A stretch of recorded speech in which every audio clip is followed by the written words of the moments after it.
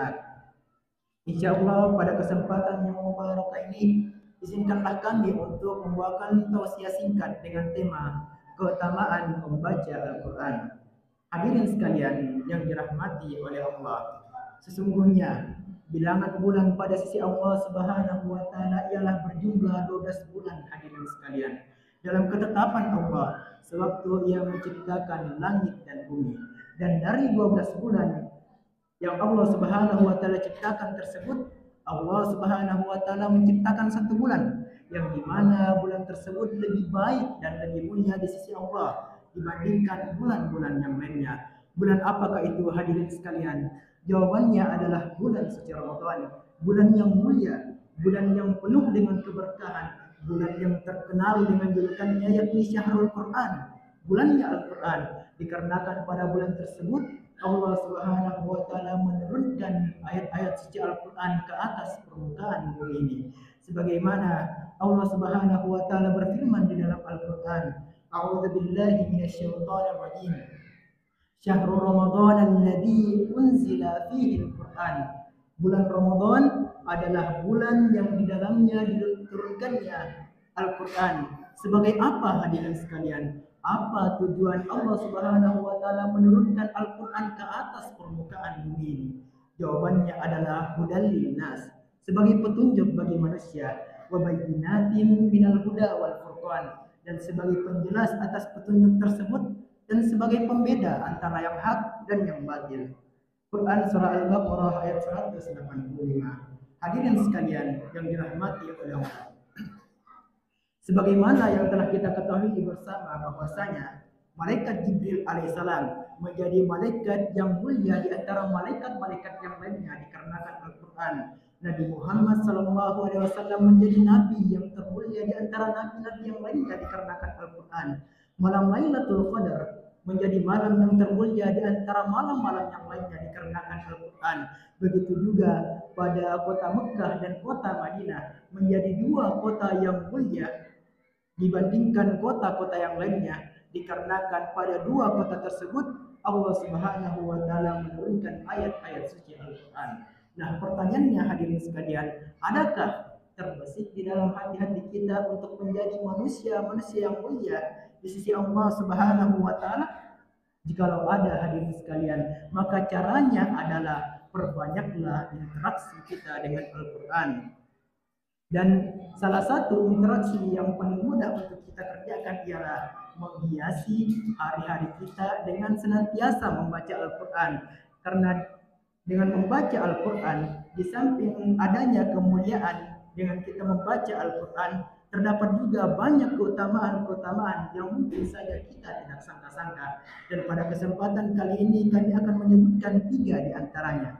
Keutamaan yang pertama hadirin sekalian ialah dilipat gandakan pahala di sisi Allah Subhanahu wa taala.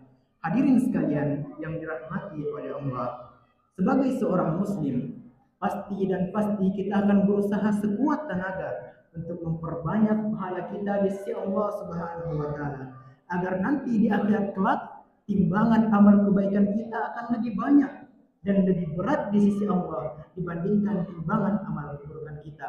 Oleh karena itu hadirin sekalian, Rasulullah SAW memberikan kita satu jalan pintas untuk memperbanyak pahala kita di sisi Allah Subhanahu wa taala. Dengan cara apa? Dengan cara membaca Al-Qur'an. Sebagaimana Rasulullah SAW bersabda, "Man qara'a harfan," barang siapa yang membaca satu huruf min kitabillah, dari kitab Allah yakni Al-Qur'an, falahu bihi hasanah, maka baginya satu kebaikan. Wal hasanatu asyri amthaliha, dan satu kebaikan tersebut akan dilipat gandakan menjadi 10 kebaikan yang semisalnya. La aqulu alif lam mim harfun, aku tidak mengatakan alif lam mim itu satu huruf kata Nabi. Akan tetapi alif harfun, lam harfun, wa mim harfun. Akan tetapi alif satu huruf, lam satu huruf, dan mim satu huruf. Hadis riwayat Imam At-Tirmizi.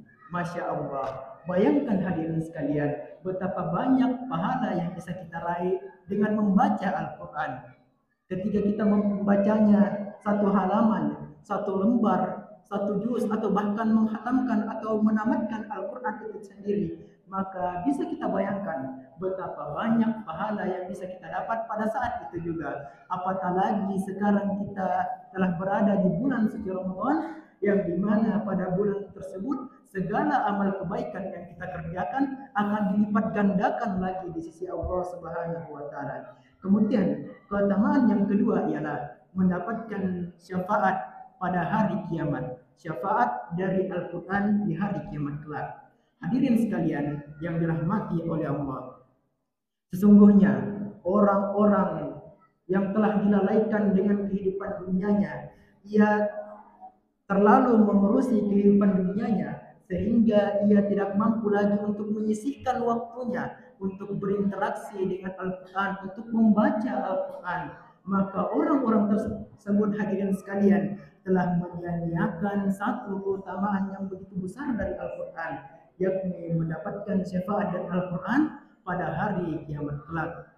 Yang dimana hadirin sekalian, pada hari kiamat kelak orang-orang akan berlari ke sana kemari mencari-cari sebuah syafaat atau pertolongan, yang dimana mereka tidak tahu entah dari mana syafaat atau pertolongan tersebut akan datang. Kemudian datanglah kitab suci Al-Quran untuk memberikan syafaat bagi hamba-hamba Allah Subhanahu wa taala yang senantiasa membacanya sewaktu di dunia. Maka beruntunglah orang-orang yang senantiasa membaca Al-Quran sewaktu di dunia. Sebagaimana Rasulullah SAW bersabda, "Iqra'ul Quran, bacalah Al-Quran, fa innahu ya'ti yaumal qiyamati syafi'an li ashabi." Karena sesungguhnya Al-Quran itu akan datang pada hari kiamat kelak sebagai sebuah syafaat bagi hamba-hamba Allah yang senantiasa membacanya sewaktu di dunia. Hadis riwayat Imam Muslim.